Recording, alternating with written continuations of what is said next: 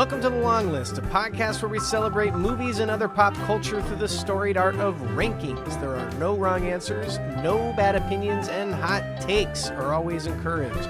I'm Josh Muller. With me, as always, is my brother Jack Muller, and this episode is all about the movie Master and Commander, The Far Side of the World. Hell Jack, yeah. what's happening? Yeah, hell yeah is right.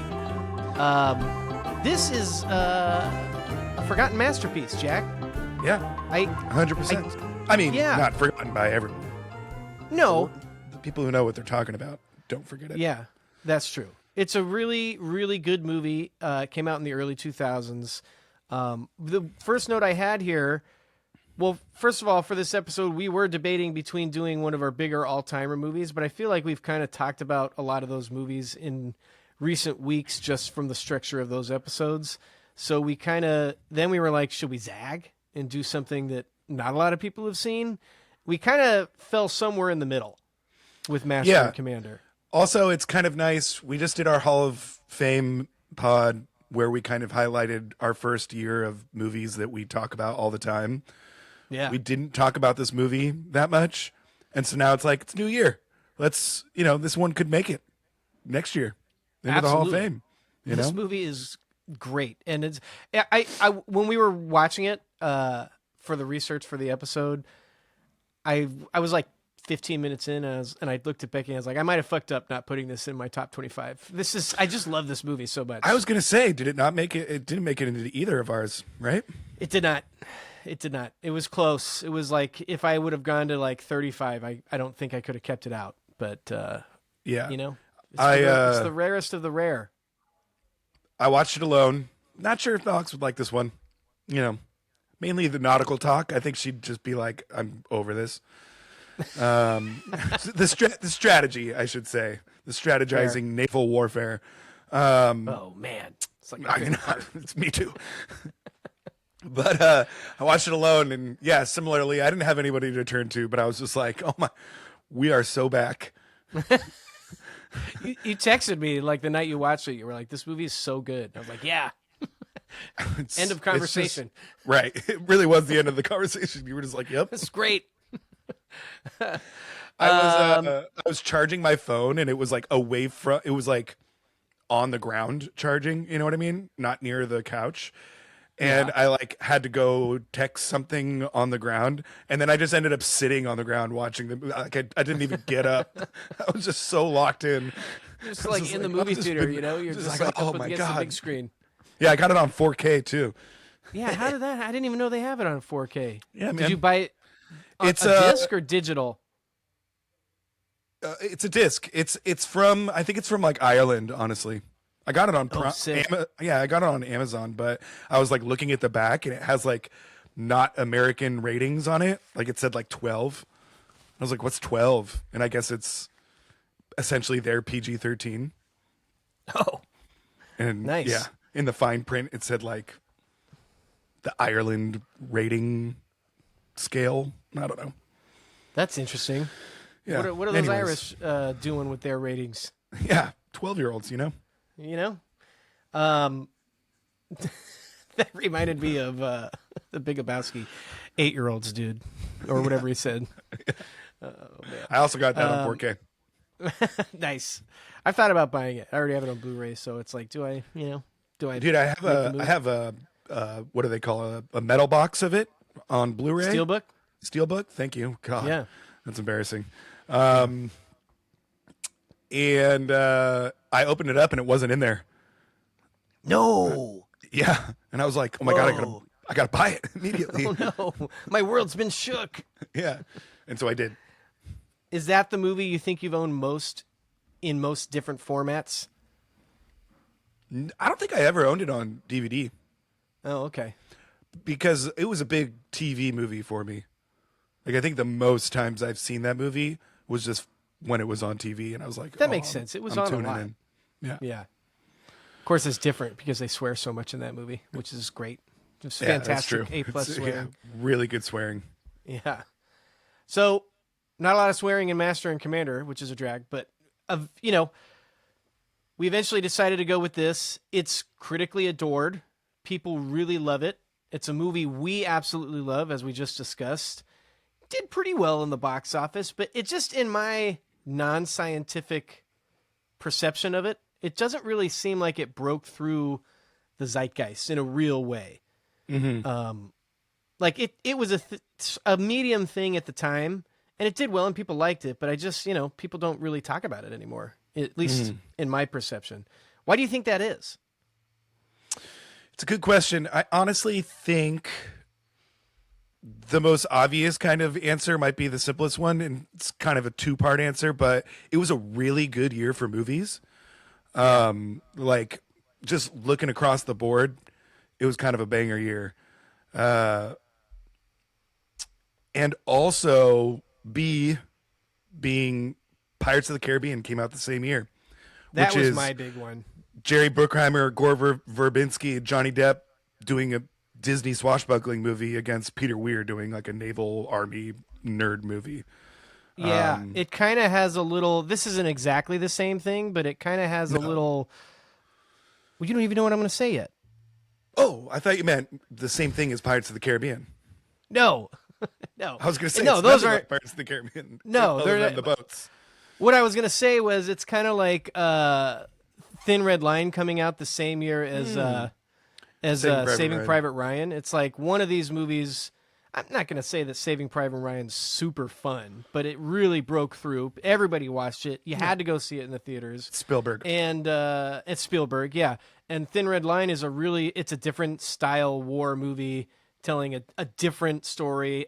It's very much more of a cerebral feel to it.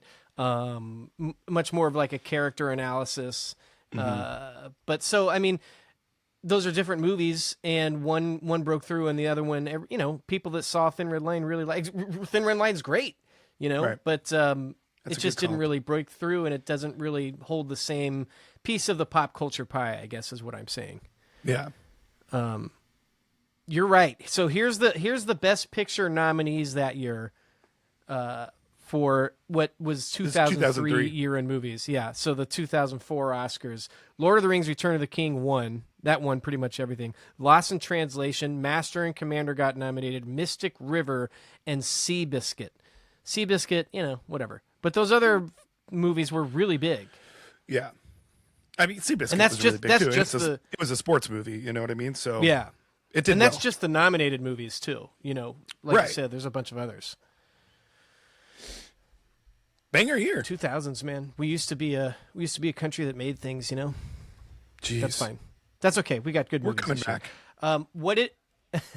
What is it about this movie? Open Range. Like? Open Range is the same year. Yes. Yeah. Great movie. I'm trying to look at other movies. I see Old Boy. Anyways. The Korean version, I'm assuming? Yes. That sounds right. They remade that with I never saw it. Josh Brolin. Yeah. Heard it was I think bad. it was directed by someone kind of big too. Don't remember. I don't have Never it. saw it. Never saw it. The original fucked me up enough. Yeah, for real. Oh my God. I don't. That's such a weird movie to remake. I don't get that. It was like not even, it was like 20 years ago. Whatever. And B, it's just a classic. There you go. Yeah. Well, they do that a lot, where they'll make a movie overseas and then remake it in a different way here. But some of them you just gotta let it happen. Mm-hmm. What do I like about this movie? I think my honest number one thing would be the filmmaking. It's beautiful. It's masterly done. It's super impressive. Sure, we can nerd out about like dudes talking about naval strategy and you got Russell Crowe and Bettany going back to back, a bunch of guys on a boat. There's a bunch of things to love about this movie, but the filmmaking, the acting, the score, the little moments, the editing it's so good. It's so big, action packed. It's a great war movie. It really is. And the quiet moments are really good too. Like they almost focus it around those moments. But essentially, it's just a chase movie, like an adventure chase movie. Yeah. And it's so good. You know me. I love adventure movies. I love chase movies. This hits all the things that I want, Yeah. And and I love all the characters. They really take the time to develop all the characters. Oh, geez. Just in my microphone cord. Sorry about that. As you said, it looks great. I like the word you used. You said it looked big. It does look big. The ocean is huge, and they have so many shots with these little ships juxtaposed against the vast sea that surrounds them, and it really is very effective. I don't remember if I saw this movie in theaters, and I only say that because I feel like I would remember seeing this movie in theaters. Because on the big screen, I can imagine that looked great. Yeah, I most definitely saw this movie in theaters with Uncle John. I did. Nice. It was just me and him. I've seen 2 movies with just me and Uncle John before. One of them, I know what the other this one was is. one of them. The other one was Collateral. It's Hell just yeah. like, hell yeah. Maybe I did see it in the theaters. I just don't remember it, and I feel like I would. Yeah. So, anyway, you nailed it. It's great for all those reasons and many more, and we're going to get to some of them. All right, one sentence synopsis. During the Napoleonic Wars, a brash British captain pushes his ship and crew to their limits in pursuit of a formidable French war vessel around South America. Like, I'm just going to say it, like, if I had never seen this movie and they just showed me that sentence, they were like, do you want to watch this movie? I don't think I can get the yes out fast enough. You know, that's just a synopsis that I'm all about. Like, sign me up. I'll watch 1,000 of these. Yeah. It's pretty tight. You know what I mean? I mean, sure. Yeah. It's like 2 hours and 15 minutes long, but it's just like, because all it is them going after one ship and the ship going after them, kind of. There's not much to think about. No. And I think they were intending to expand it outwards. Like, they were hoping this would be, we should say that this is based on a book. They were hoping that, or based on several books, I should say. They were hoping that this would be a franchise that they could go back to. And it's just kind of a bummer that bad luck that Pirates of the Caribbean came out at the same time, and then that became the franchise people graduated toward. That movie's a little bit more fun. I don't think it's as good, but it's a little bit more fun just because of the Johnny Depp of it all, and it's a swashbuckling thing, and I totally get it. And there's more spectacle, I guess. It's Disney too. You're not going to beat Disney when you're not going to out gross Disney, right? Yeah. So, but anyway, we never made a second one. Got more coming up on that later. Yeah, but I am usually like, we don't need sequels, but especially the way this one ends and the fact that this is just like a crew that I would like to follow. I would absolutely have watched more. Yeah. Anyway. And you're right. It's the ending. Really? Oh, we'll go over it. I get that the captain was the doctor, but are they just going to go back to the boat to tell him that the guy that they have on the boat on board is actually the captain? Well, I think they're worried. So they're going to meet in some port. I don't remember. That was the plan. And then as soon as he realized that the captain did a little misdirect on him, well, I guess we should explain it. So at the end of the movie, if you haven't seen this movie, sorry, we're going to spoil it. At the end of the movie, there's a big battle. The whole movie, they're chasing after this ship, the Acheron. And you never actually see the captain. You can kind of see him through the spyglass, looking through his spyglass. It's a big cat and mouse thing. The chasers become the chasees. It's great. But at the end of the movie, in the deciding battle, they disable the French ship by hitting the mast, the main mast, and it falls down, and now their ship is basically disabled, or at least severely slowed, to the point where they're not going to beat they're not going to beat Russell Crowe's crew. So then the Russell Crowe's crew boards the ship. They fight, it's a big thing. And then he's like, where's the captain? And he finds out the captain's in the medical bay. So they goes down there, and there's a doctor working on a dead man. And the doctor's like, the captain told me, and the dead man's dressed in the captain's garb.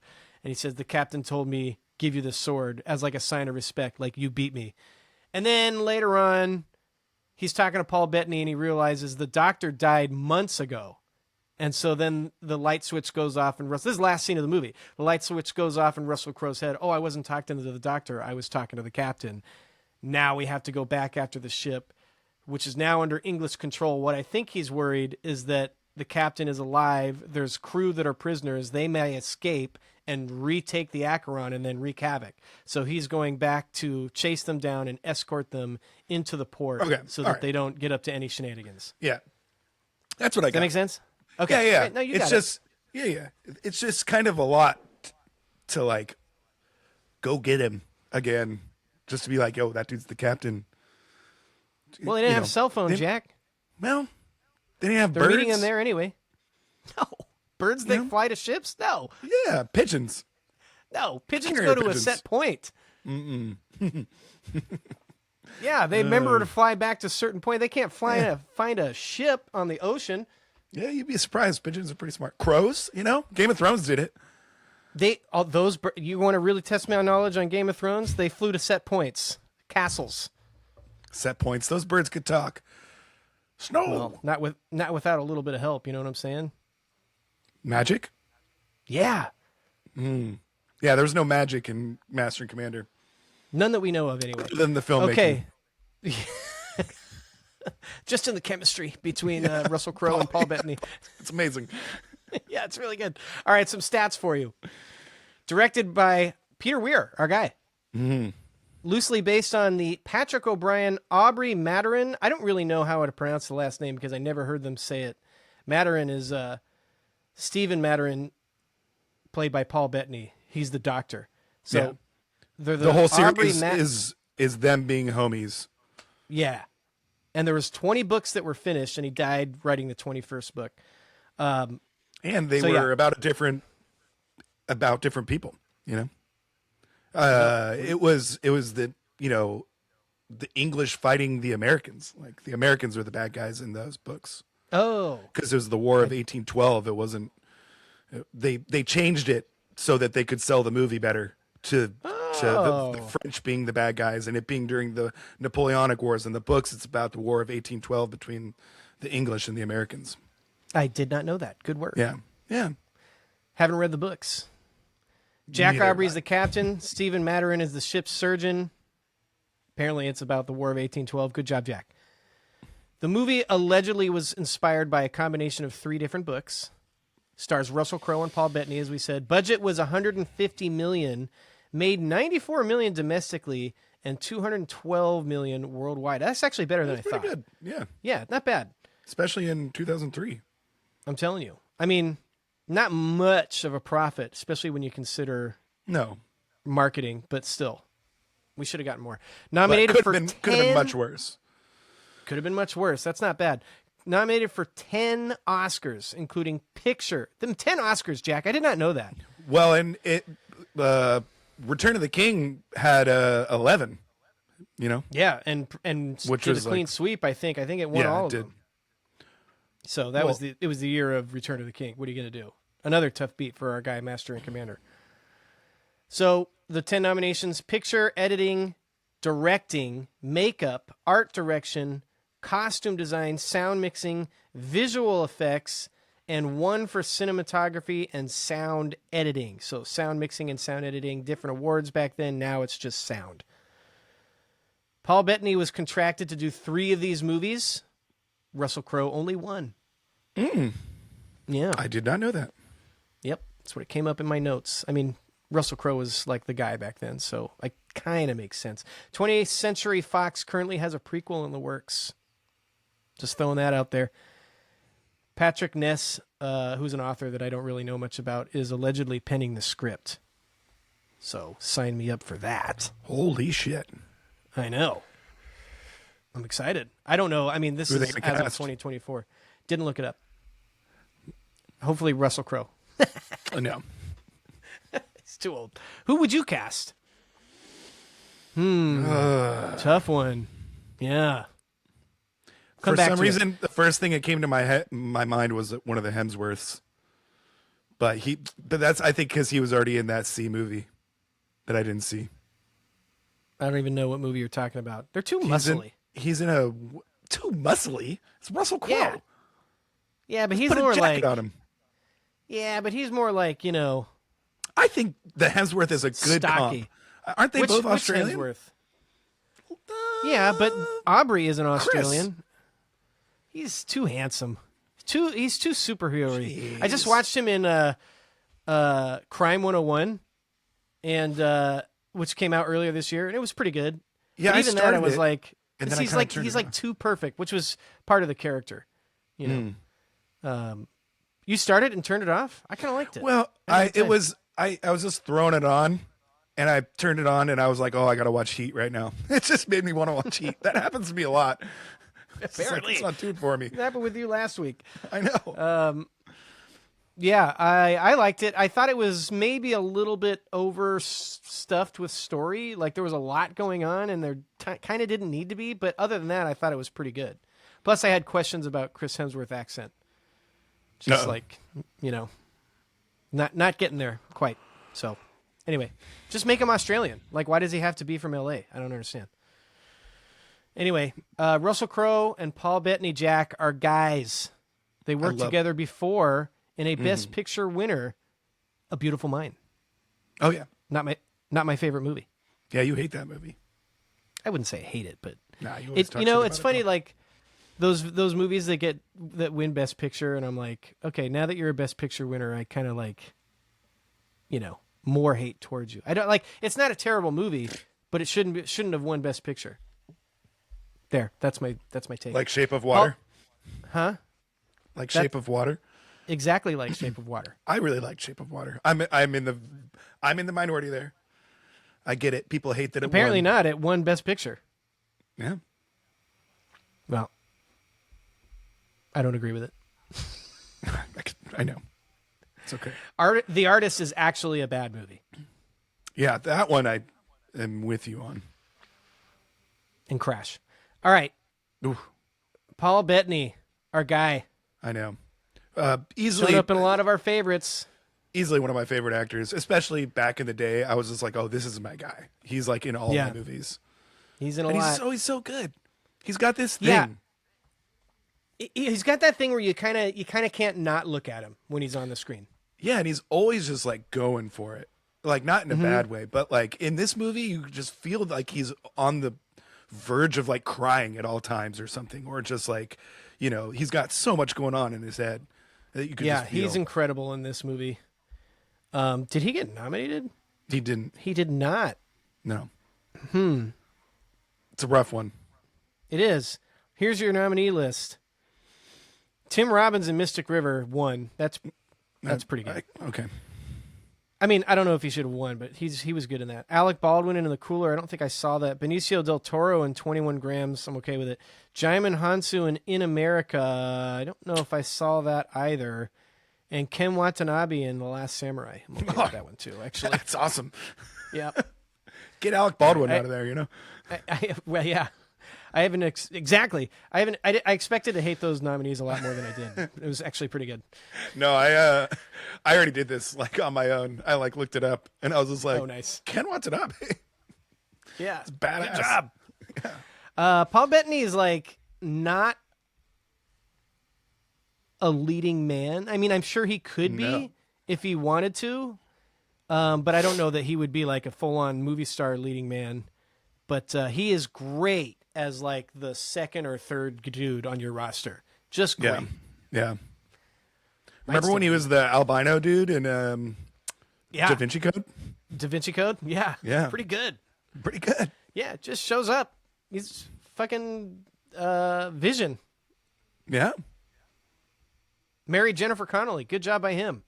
No way. Pretty sure. Yeah. Yeah, definitely. I don't know if they're still married. Beautiful Mind. Mind. I have no reason to.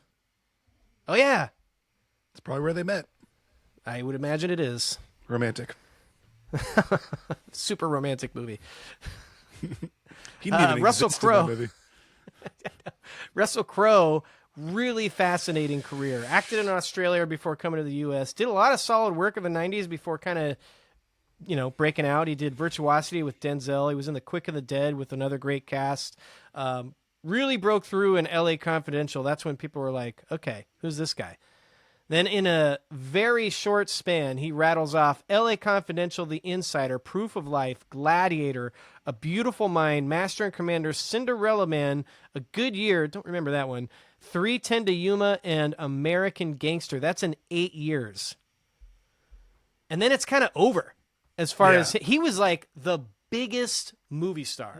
First call. He came out of, I don't want to say nowhere because he was in movies, but his rise to like, not like one of the biggest movie stars. He was the guy for like 4 years. Yeah. And then it was just kind of over. Not over because he still acts and he's still really good. But he almost like realized it was over, and now he shows up as like the second guy to Ryan Gosling in The Nice Guys, or he'll do like a bunch of Exorcist movies. Like he's still doing his thing. Good on him, you know. But he's not the leading man. I think he like settled down a little bit because he has like a big family. He's also like in a band that he really like tries for. You know, they go on tour and stuff. He's like, I can't do this. I'm in, and my band's got a tour. Yeah.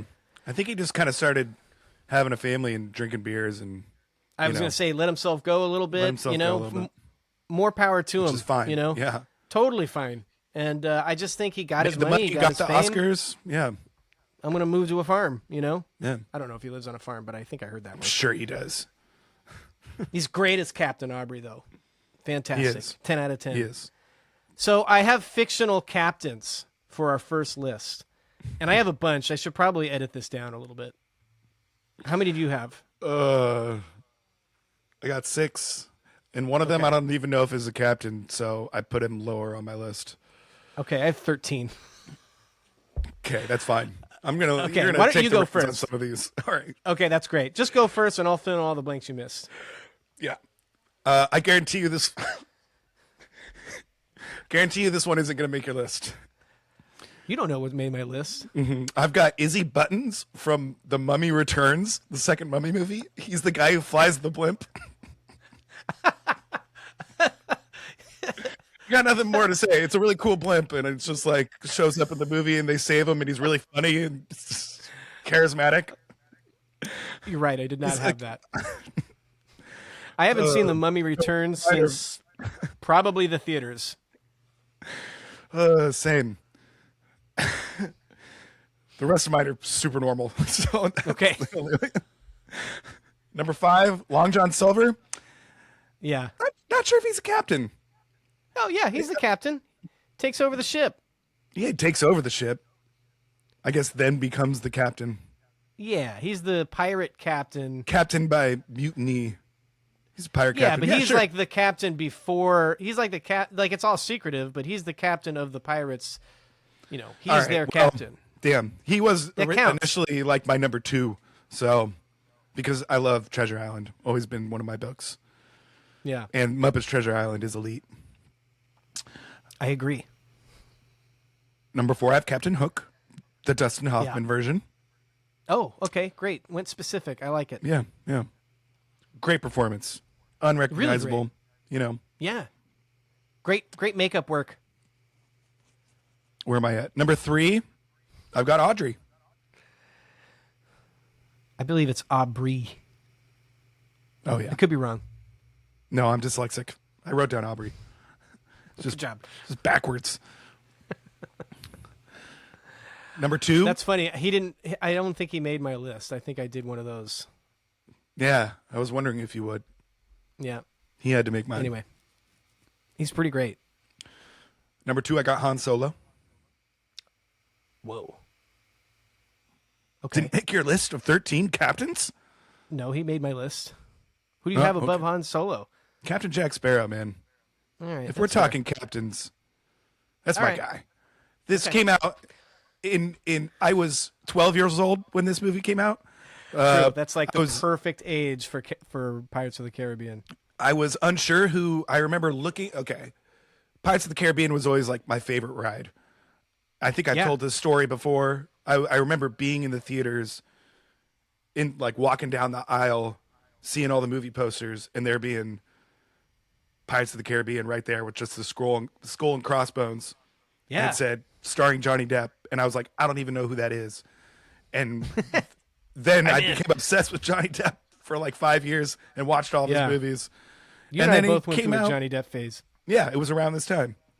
It was. And really then great. it was just like the most entertaining movie, and he's like the ultimate captain going from ship to ship, and it's hilarious, iconic. Got nominated. Really great. That's my number 1. All right. here's my list. The one big caveat, no Star Trek. I'm just not a big Star Trek guy, so I felt it would be disingenuous. Okay.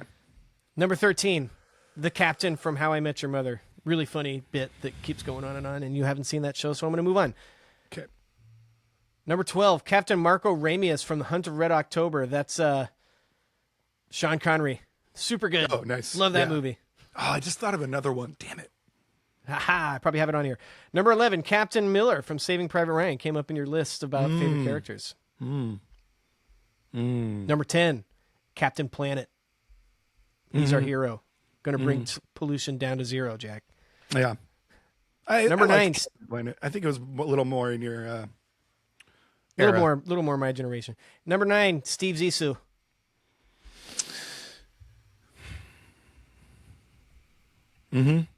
Well, honestly, it crossed my mind at one point because it made a future list. But, is he a good captain?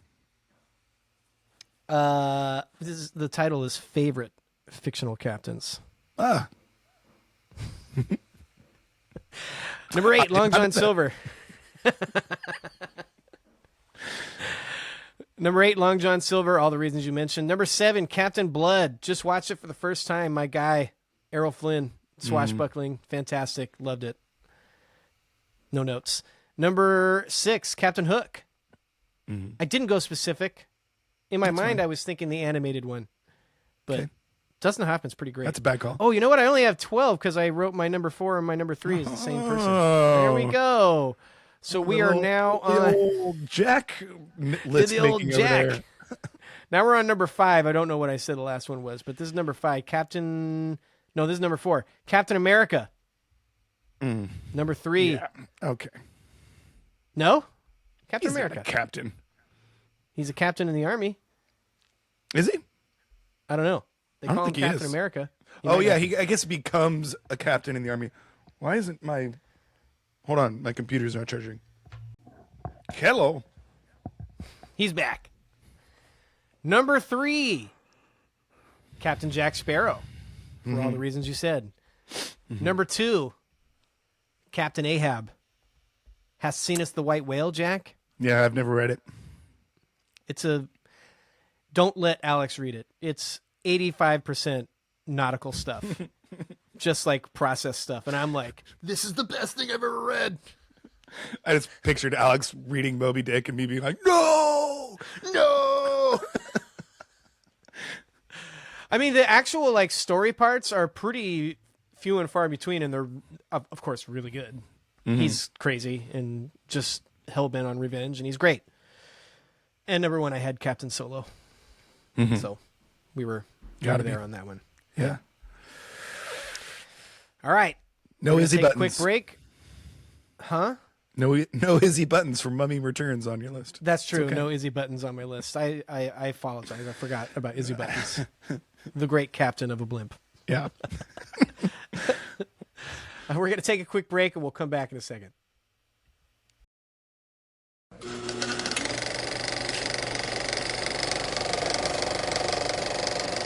All right, we're back. Jack, here are some things that I love when they come up in a movie. Didn't prep you for this. I love it when a movie says there are 127 souls on board. Yeah. Just great. I'm in. That's part of the opening lettering. Yeah. Also, the oceans are now battlefields is the coolest letter opening ever. Yeah, really, really good. Oceans are now battlefields? Okay. Sounds good. I'm in. I'm in. I'm so ready for this movie. I love it when someone does a brain surgery on someone and the whole crew is watching. Love it when that happens in a movie. Really good. Also, side note, I don't know, but when it happens, I really like it.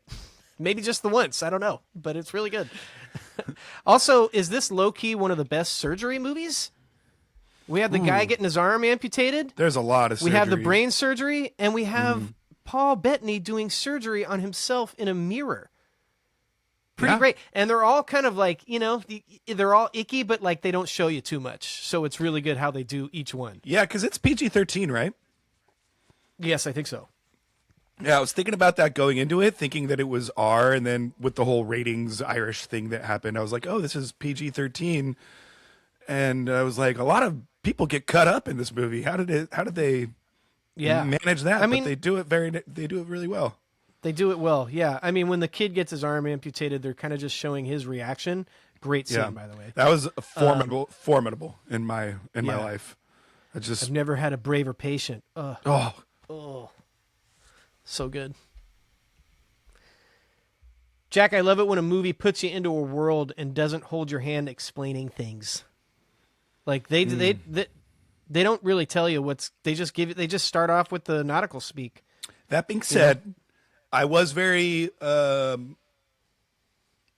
did notice that Paul Bettany's character, what's his name, Steven?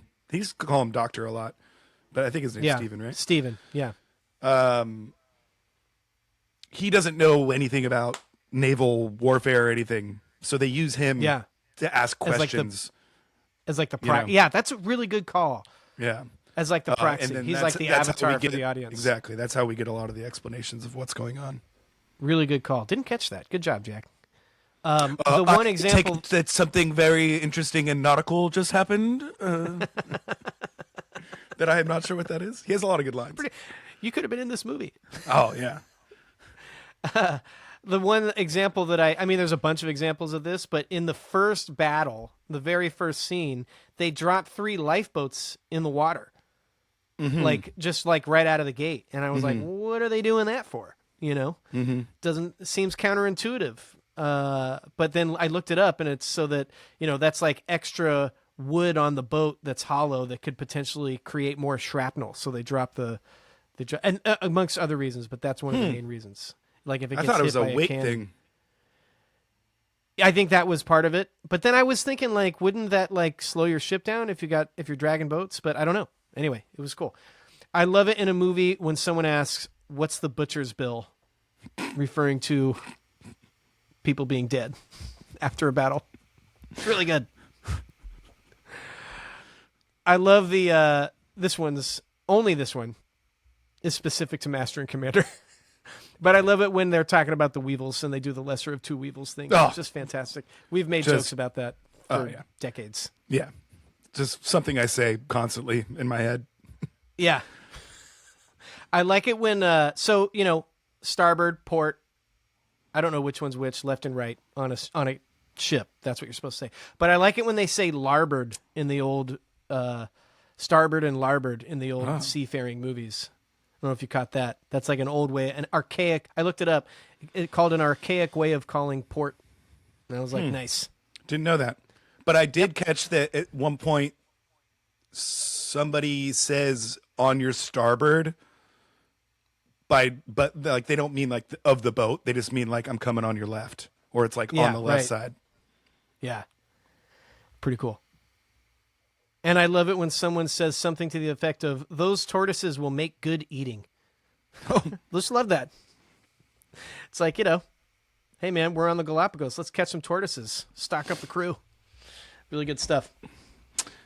Okay, I love it when, and this is going to probably come up again, but I love it when there's like the crew is going crazy because there's no wind. Because this happens in Treasure Island as well, where everybody starts to go, what's it called? There's a term for it. Cabin fever. Cabin fever. Yeah. I love that. Yeah, Becky and I were talking about that scene because, like, it does feel like it's like a different tone of the movie. It's like, what, 5-10 minutes? It's a very super... I don't know that I love that sequence, but I think it needs to be in the movie to show the superstitions that inherently come on, especially an older ship. I love it. Because they all think it's that one guy, that one officer that is not holding his weight. Yep. And then... I love all that stuff. Just because they're all going fucking crazy. And they're kind of right. And I love that's the choice that Peter Weir or the writers make, is that, like, I kind of waffle back and forth on that. Whether you like it or not, or whether they're right. Yeah, I've never really noticed it before, but then Becky was like, I don't really like this part in the movie. And then I was starting to think about it. So the guy ends up killing himself by jumping off the ship with a cannonball. And then they have the funeral for him, and like the second he says, the last words of the funeral, the wind hits the sails and they're off and and they're going again. And I'm like, okay, that's the one part of the movie that feels like this was constructed for the movie. But I like it. Yeah, Just feels I don't. very, and I feel like it happens in. I feel like it happens in one of the Pirates too, and it happens in Treasure Island. Yeah, It's got to. and It's there like a there staple. is, and seamen were superstitious, and that's Here- like a real thing. This is a good segue into something I didn't know where to fit in. Here's my one Please. nitpick of the movie. Okay, that was my one nitpick of the movie. What's your one nitpick of the movie? The scene where the doctor gets shot. Yeah. Oh, yeah. The dude is trying to shoot an albatross, and Right. it is a huge, huge superstition that you don't kill seabirds. You never shoot a seabird. Pretty sure that's a huge Wow. naval thing. You could look it up. And then also it's just like totally unrealistic that he would be doing that and would like duck down and shoot someone on the ship. It's just like these dudes are like, fighters. They're war people. Why are they just shooting this one bird and end up shooting someone else? Like the basic point of it is already dumb, but the fact that it's also an albatross. I don't know. I do know. I was like, why is this guy shooting off on a boat? Like, that just doesn't make any sense. Yeah. I mean, I guess they had to have the other guy get shot. I'm pretty sure it's a reference to the Song of the Ancient Mariner too. Is like an old like 1830s poem talking about an albatross. Pretty sure. But sorry to go literary on us there, but anyway, it strains credulity that someone would actually be that stupid to just be firing off on the ship, like when it's so close. I mean, he was like, "Oh, the bird dove. I didn't see you." It's like, dude, you were firing like lateral into like the ship. Right. You know? You just shot your gun like on a ship. Yeah. Idiot. Why wasn't that guy like punished? Anyway. True. Another guy gets flogged just for bumping into a guy. Yeah. And this guy shoots the doctor. The doctor. That's pretty important. Anyway. So director Peter Weir, one of our guys, was a leading figure in the Australian New Wave, had a long illustrious career, and has had some real bangers over the years. First feature film was The Cars That Ate Paris. Never seen it. Really broke through in Australia with 1981's Gallipoli, starring Mel Gibson, which was one of his biggest catalysts to fame. His first American film was 1985's Witness. Banger. Really good. So good.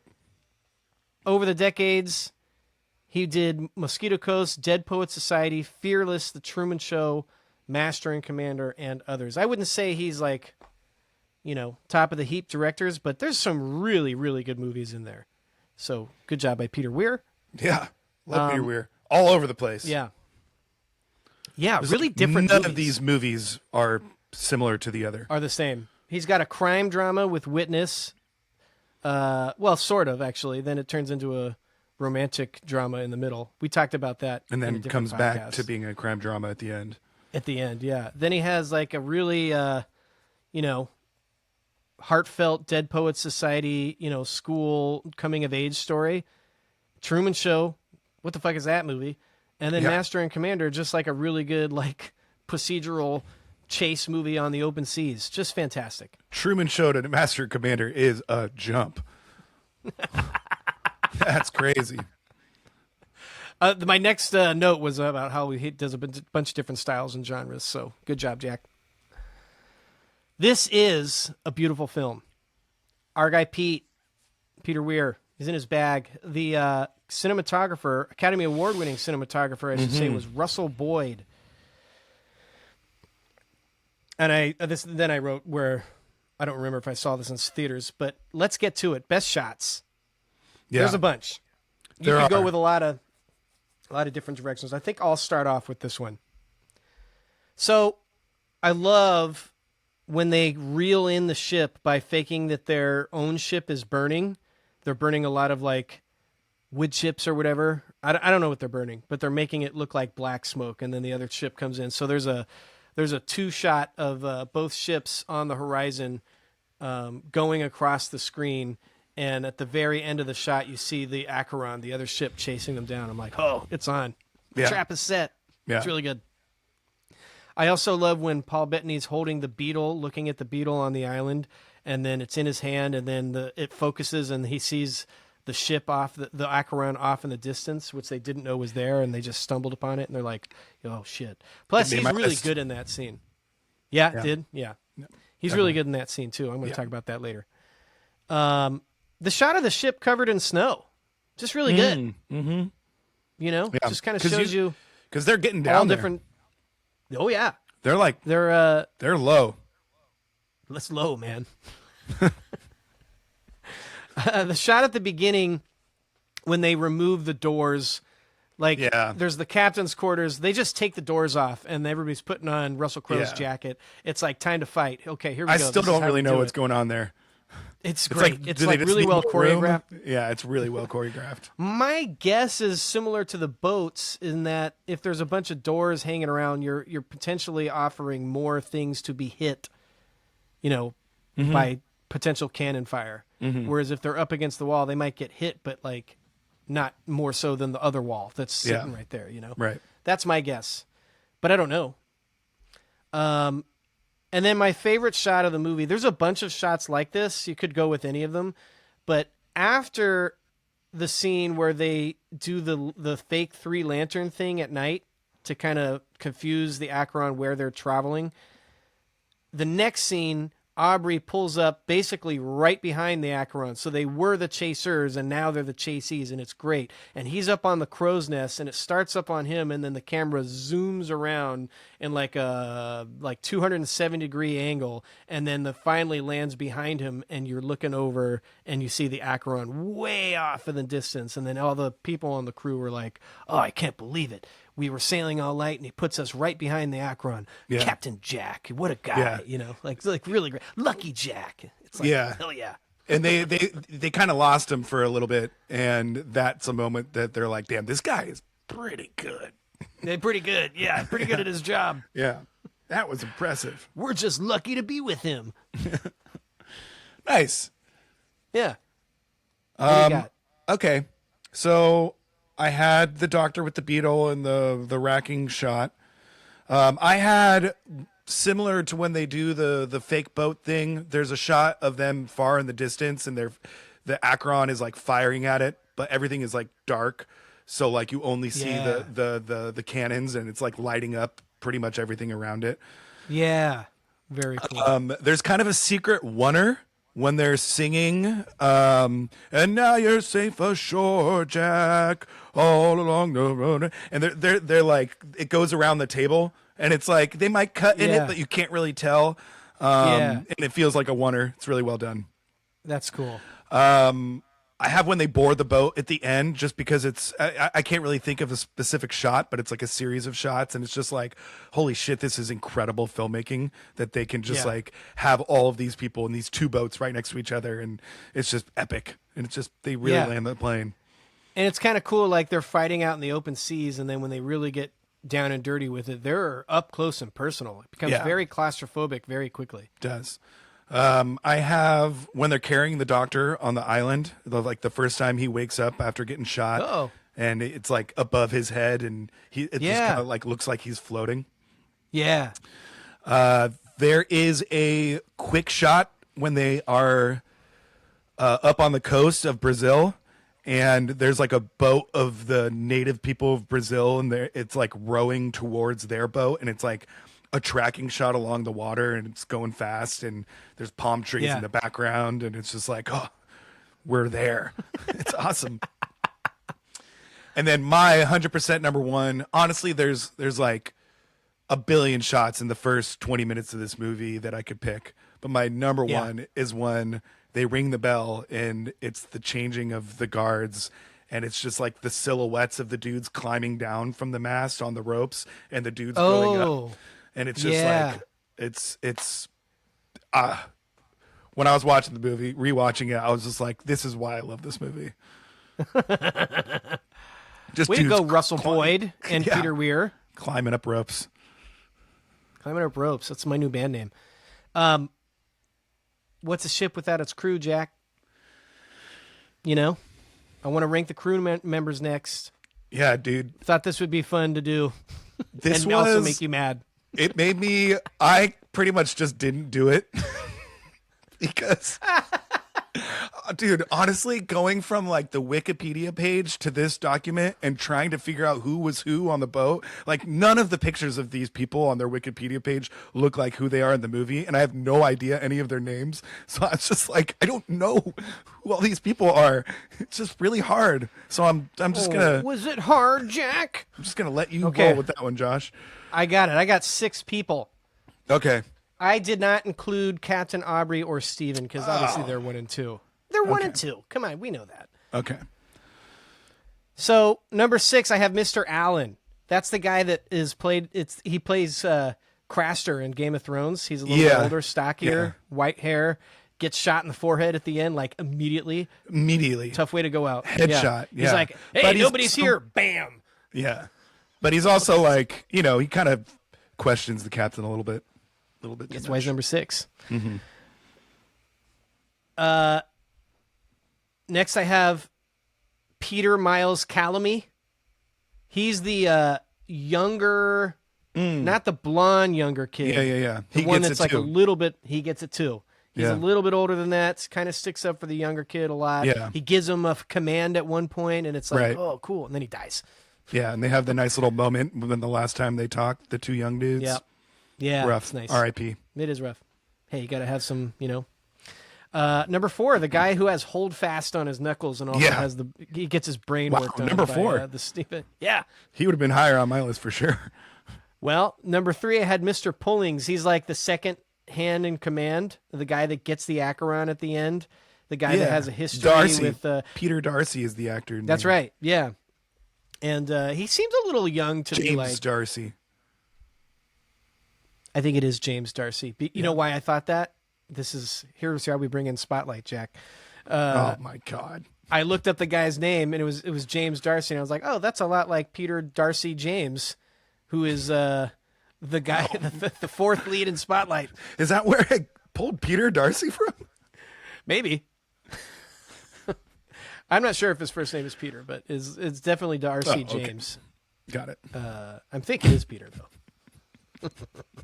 We did I it. think we'd be able to get there, huh? Number 2, Lord Blakeney. That's the young kid who gets his arm cut off. He's really good in the movie. Oh, I know who your number 1's going to be. You don't know anything. Who is it? It's Barrett Bondin, Billy Boyd. Nope. Didn't make the cut. Didn't make your list? I love him. He doesn't have that much of a South by to do with the Southwest. movie. Yeah, he's great. Yeah. He was in that and Lord of Yeah. the Rings in the same The year. same year. Good year I for don't know him. how But he, he doesn't really had do time that to- much in the movie. He drives the boat. I Sails wanted the a little boat. more. Wanted a little more. Mr. Lamb. Who's Mr. Lamb? Oh, he's the guy who's like serving everybody the whole time. That's who my number 1 is, the cook. Yeah. Good job. Yeah. He's really funny. I wrote down like they're Billy singing Boyd again and or Mr. whatever. Lamb, and then I was like, I don't know who anybody else is in this movie. But yeah, he's always he gets to drink at one point. It did take me a while to do the Wikipedia thing. I will admit. It was hard. So good But job. you know what? It did the work. Yeah. All right. You would. Before our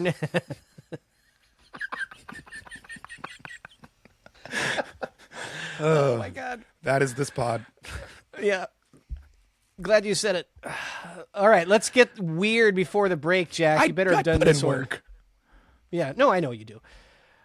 One of the best sequences in the film, I think we can both agree, is Yes. the Galapagos sequence. Mm-hmm. We kind of get a little tease, then they go off and chase know. the guy, and then our guy Paul Bettany gets shot by some idiot, and They then drive him, and then we actually they sail him back. they just, sail him back. What a moment! Tell me you didn't do this for me.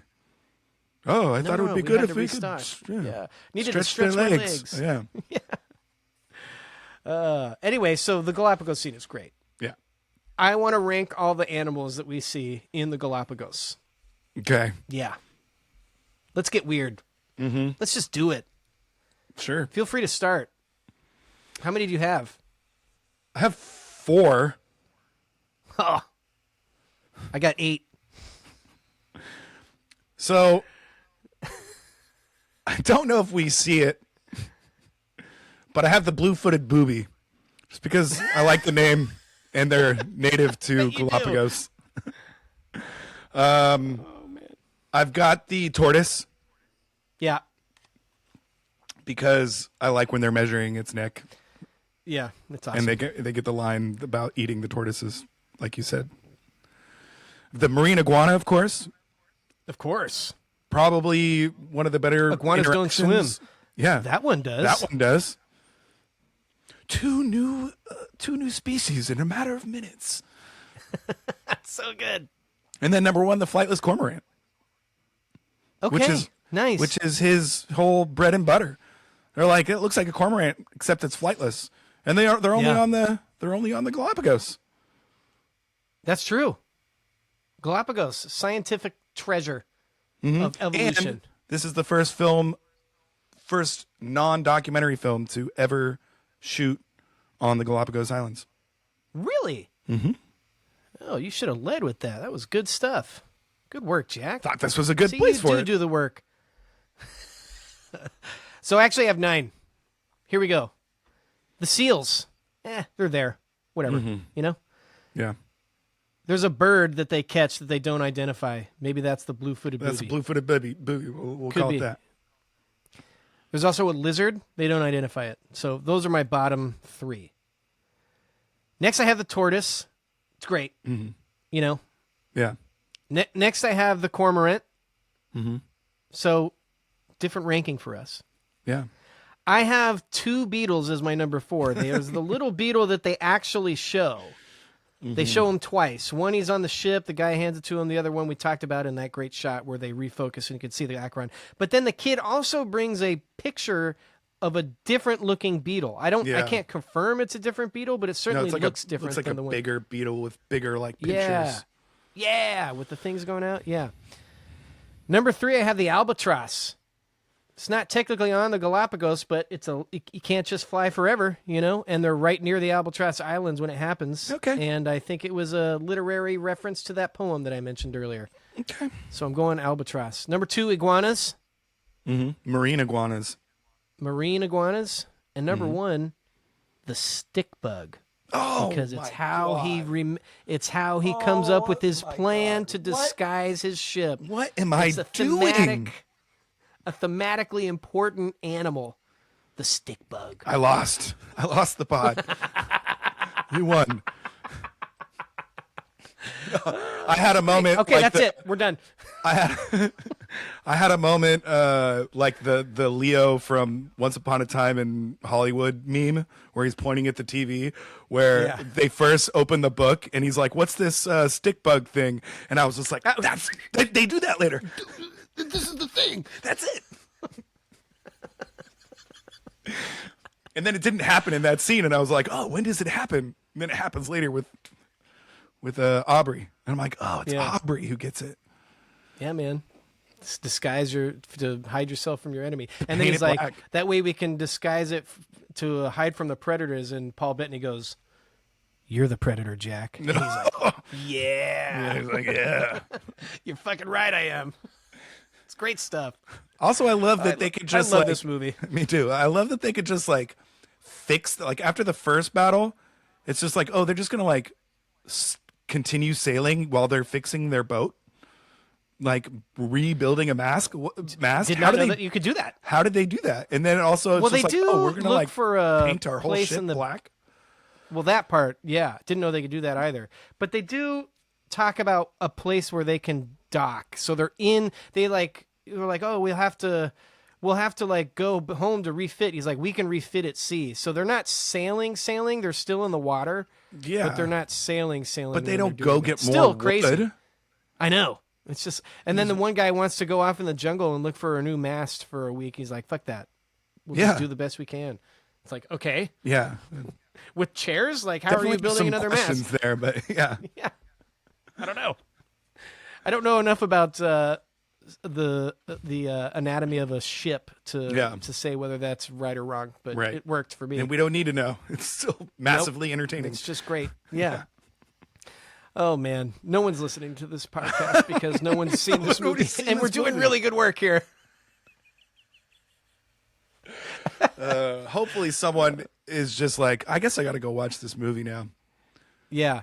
We're gonna Or spike sales. if you've seen it, please reach out to us at the longlistpodcast@gmail.com and tell us how much you like Master and Commander. And Yeah. if your name is Kyle Jackson, don't email us about this movie specifically. I texted. He said something about how that he reminded me that he didn't like this movie, and I just was like, That's the craziest take I've ever heard in my life by him. Yeah. because No, that it's was on just the like- group message because I saw it too. No, yeah, it's just Whatever. Everybody's allowed to like their own things. We no, love but I mean, Kyle it seems on like this right podcast. up his alley. It's like about It does.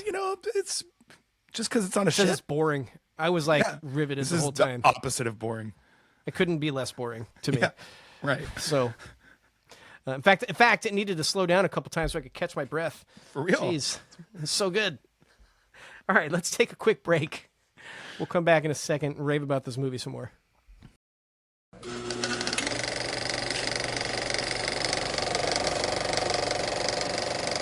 All right, we're back. We mentioned Kyle Jackson right before the break, our homie. Great on the pod. Love the takes that come in. There are no wrong answers after all, Jack. But True. he is the only person that I know who has seen this movie that doesn't like this movie. That I've come across in the wild. Part of his reasoning is that he doesn't like nautical movies, which is another opinion that I just can't wrap my head around because I love nautical movies. And I don't think I've ever disagreed with an opinion more. But we respect him, and he's the best. And we want him to come back on the podcast to deliver some more excellent takes that we'll be flabbergasted by. To celebrate Kyle and that opinion, we're going to do best nautical movies. Yeah. And I'm excited about this one. Yeah. I mean, I think I'm haven't seen enough probably.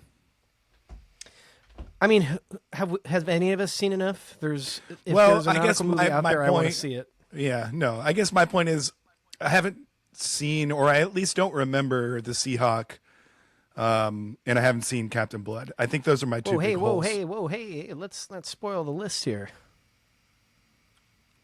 We already joking. talked about Captain Blood. Yeah. Robin Hood is your favorite great. movie. It's gonna. It We will know show that up. film movies are gonna make this list for you. They will. That is correct. I have them both on Blu-ray. You can borrow them. Cool. All right. Do you want to start it off, or do you want me to start it off? I'll start it off. Okay. Let's hear it, Jack. I'm excited. Yeah. You probably have some that I forgot. I probably have forgotten a significant amount because my list is pretty weird. Okay, great. I I'm have excited already. I didn't do submarines in mine. 7. Oh, you have more than I do. Technically not, but So I put a Perfect Storm because Damn. it's, heavily in the ocean. It's pretty Yeah. visually captivating. It's really It's a good good. movie. It's a little dark, but, it's a tough hang ending, yeah, but it's really good. George Clooney, Mark Wahlberg, exactly. Great cast. Diane Lane. Oh, yeah, I forgot. She's not on the boat. She's on land. yeah, she gets out.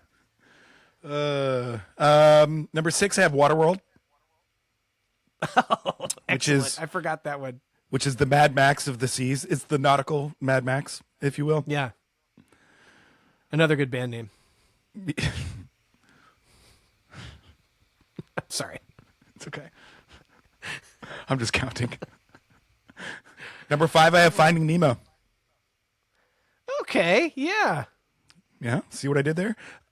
I did. Obviously, one of my movies, but low on this list because it's not a bunch of dudes on a boat. Right, there is a boat, and it's significant to the plot, but some call it a butt. He touched the butt. Number 4, I have Life Aquatic with Steve Zissou. Yes, indeed. Yeah. Number 3, I have Shout Atlantis. out the Wes Anderson pod. Oh, just fantastic by you. So good. It's really That's good. that's a nautical movie, man.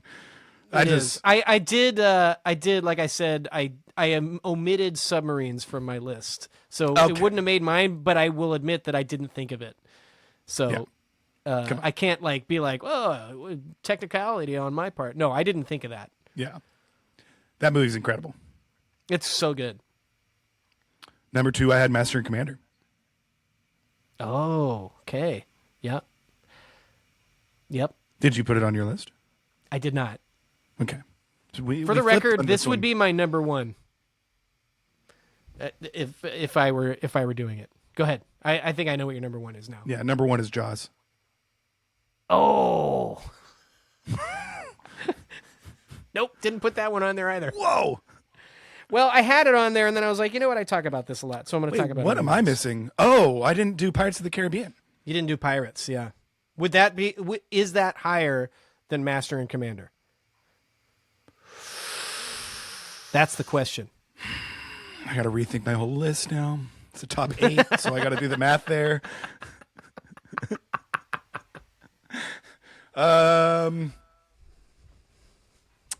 No. No. Yeah, Master and Commander it's would be not- higher. It would be for me too. Yeah. My number, yeah, But it's really good. It would be higher than Atlantis, though, probably. That's fine. Yeah, Atlantis it is would, really It good. would probably go Pirates, Master Commander, Jaws, number 1. Yeah, that's really good. All right, here's my list. I also had Perfect Storm last at number 6. Nice. I had Moana at number 5. So we were kind of in the same, you went Finding Nemo, I went Moana. Moana's a great call. Thank you. I also had Life Aquatic at number 4. I did Pirates number 3. Mm-hmm. Except now I'm realizing I should do Pirates number 2, so I'm going to switch that and go Muppets Treasure Island number 3. Yeah, what am I forgot about that doing? one. Yeah. Pirates number 2, I gotta and then rewrite my number whole list 1. right now. Number 1, and I did not include Master and Commander. I have the combination of Captain Blood and the Seahawk. Love them both. Okay. Swashbuckling on the seas with my guy Errol Flynn, just fantastic. Okay, so let's make our 5 right now, the long list 5. Okay. So, are we going to put Jaws on there? Did you just? I think we forget talk that? about Jaws enough. No, I didn't forget it. I was just like, I talk about this enough. I mean, Well, it yeah, is a but nautical still, movie. No, it's- I fine. mean, Let's it's put it on just- there. Yeah. It's fine. Okay, that's number 1 then. Okay. Yeah. Number 2, Master and Commander. Yes. Number 3, we could do the Errol Flynn. Down. I'm down. I think number 4 has to be Pirates. Okay. And number 5, either Atlantis or Life Aquatic. Yeah. No Muppets Treasure Island.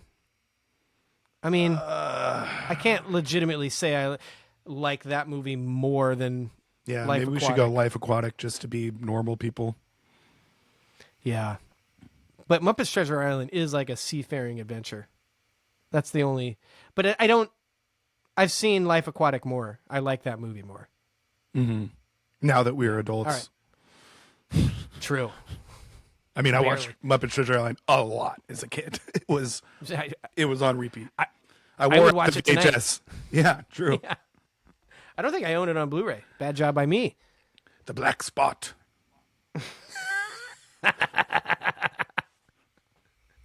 Oh, man. All right, Jack. We've come to that moment. Best scenes in the movie. You can do however many you want. This is it. Master and Commander. Maybe the 35th best movie ever made, some say. Want me to start? I can start. No, I'll start. You want to start? Okay. I don't You care. start. You start, Josh. I'll start. I've already started.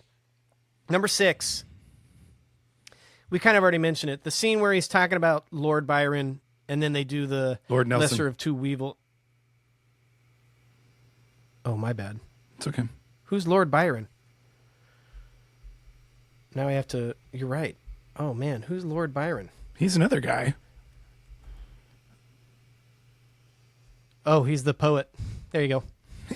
There you go. Great. Love Lord Byron's work too. He's like a Lord Nelson of words. Yeah. Lord Nelson, the actual legend of the British naval fleet. They're talking about him, and then they do the Lesser of Two Weevils bit. So that's really good. Love that scene. They're all sitting around the captain's quarters eating food. It's great stuff.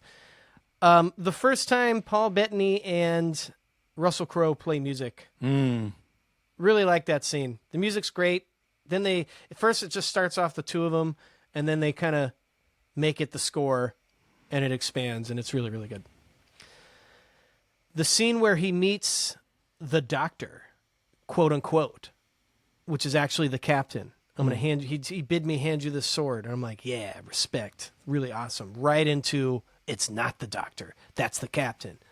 Super good stuff. That's kind of two scenes. I cheated a little bit, but. Yeah. The scene where this is not a fun scene to watch, but I think it's a really well executed and very good scene. The scene where the guy gets thrown overboard and he's being dragged with debris, and he's trying to swim back to the debris, and they got to get him in, but the debris is dragging the ship down and threatening to sink the ship, and they have to cut him loose. And it's the captain that does it, Captain Aubrey, and then the guy who's in the water, his best friend. Yeah. So it's like, not only is the captain making a tough decision, but the friend needs to make the tough decision too, and it's a tough scene to watch, but it's a really good scene and shows the music is super good in that scene too. And I wrote the next thing. The music kicks in, and it's just we're off. So nice, great job, Jack. The scene where I left one out. I'll do it here. Paul Bettany's surgery scene. Really, really good. That is like A+ top-notch acting. They handle it really cleverly, so you don't have to see too much with using the mirror from a distance. There's a moment where, like, he's like, you have to press harder on my ribs or whatever. Yeah, he like makes pull him the rib move. up. Yeah, he makes him move his rib. I was like, you can do that? Doesn't that hurt? Yeah, right? It probably hurts a lot. I like when the guy and then the guy holding the mirror is like about to pass out, and he's like, you got to hold the mirror. Yeah. Even the captain, he's like, are you going to be okay with this? And he's like, I've seen injuries all over the place. You can tell he's about to throw up. It's like his friend's like cutting himself open. Yeah. Unbelievable. I talked about this in shots, but the actual scene where Paul Bettany sees the ship, the Acheron, off the shore of the Galapagos, where first he's looking at the beetle in his hand, and then it refocuses. We talked about that, but the actual acting in that scene where he just does a little thing where he's like, it's like a little disappointed look, but then a smile. He's like, damn, we had it all. Now I know I have to go tell the captain. Yeah. And it's all wordless. You could see the disappointment, but he knows he has to do it. That's one of those Paul Bettany moments that it's just like nobody else would do that, or like, I guarantee you that was just him being super smart. You know what I mean? Yeah. He really handled it well. Yeah, it's so good. And then they release all the animals that they had captured from the Galapagos, and it's just like, oh man. You're right there. My favorite scene of the movie is the first scene where everybody's getting ready. They just throw you right into it. Did I see a ship? Did I not? It's foggy. There's cannon fire. They get their asses kicked. And then they have to get away via the chase, and they have to use their cunning to escape. It's just really good. We already talked about how they take all the doors off the captain's quarters. They're putting his jacket on. Like, it's just really good. Really good stuff. A lot of nautical speak in that scene. I agree. Okay, number 7. Okay. I have we talked about it. I have all the boat is cursed stuff. I like it. It works for me. Oh, okay. Yeah. It's just everybody's going crazy. They're all like talking shit. They're all whispering. You get a lot of the dude's paranoia. You know who that dude is? Which dude? The guy who's the cursed guy who kills himself? Yeah, he's Stan Cronkite from the Night Bus, or whatever his name is. Damn, I was not going to be able to pull out Stan Cronkite, but yeah, he's the night bus driver from Harry Potter. You didn't think I was going to get that, did you? Yeah, that was pretty good. I want to know if that's his name. I'm listening, I swear. But number 6, I love the scene when they're practicing shooting the cannons, and they're like 2 minutes and 30 seconds, and then Aubrey gives like some really quick but like epic speech. Do you want to blah blah blah? And they're like, yes. Do you want to? And then they run it back, and like all the while the doctor is like annoyed because it was the first time they left the Galapagos, and he's pissed off, and he's like, and he's trying to work, and they're all being loud shooting the cannons, and then it cuts back, and they fire them off all again. They're like 1 minute and 10 seconds. They're all like, huzzah! It's like, huzzah! Yeah, it's awesome. Well done, boys! An extra ration of grog. Yeah, it's like, ooh, I didn't know they could do that. Real quick, it's actually Stan Shunpike, but I got pretty close. Yeah, you're pretty close. You could have just ran with that. You need to call yourself out. Hey, I keep an honest record of all this stuff.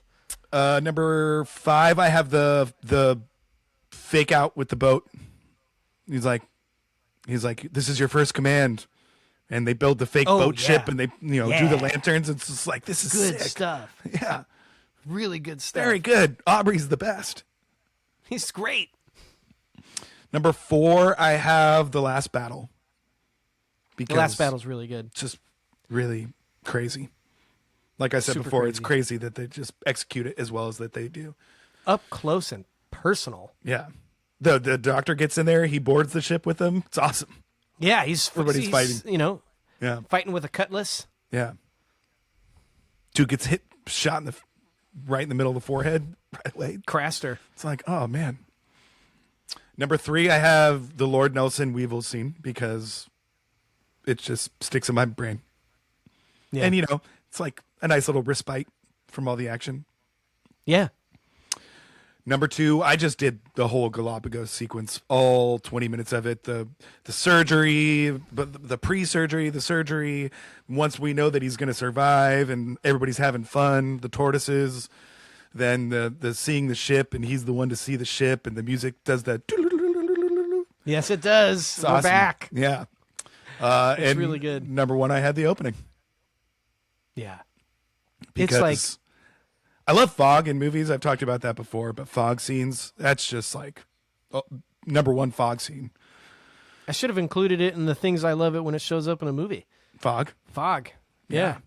Definitely. When executed well. Really good stuff. Yeah, Far that's away, just the like, duel scene. And you can't see him. I can't see anything. Tom Cruise.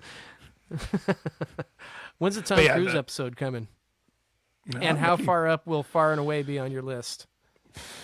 Farther than you'd probably like. Farther than anybody else would probably put it up there. Maybe. Yeah. Love it when he punches the horse. Yeah. Just throwing that out there. Master and Commander, Jack. Great movie. Great beginning to the movie. Yeah. Just like I'm It's totally wild. in the second it started. When he says what the colors, it's like sick. Let's go. Sick, dude. Fly that flag, man. It's really good. Thanks, Jack. Yeah, Thanks for Josh. coming on. Thanks everybody for listening. We mentioned it a little bit ago, but if you would like to reach out to us, please do so at the longlistpodcast@gmail.com. We'd love to hear from you, whatever you think. That'd be great. What are we doing next week? I don't know. We'll have to figure it out. We'll have to figure it out. We got it coming up. We got a couple ideas in the We got to crunch some tape. stewing.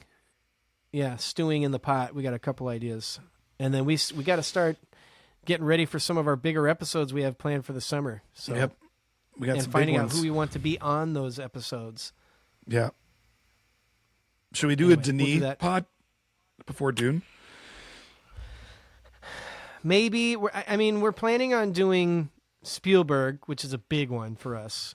And we've said we're going to do Nolan. Those are going to be pretty close together, I would think, just based on when the movies come out.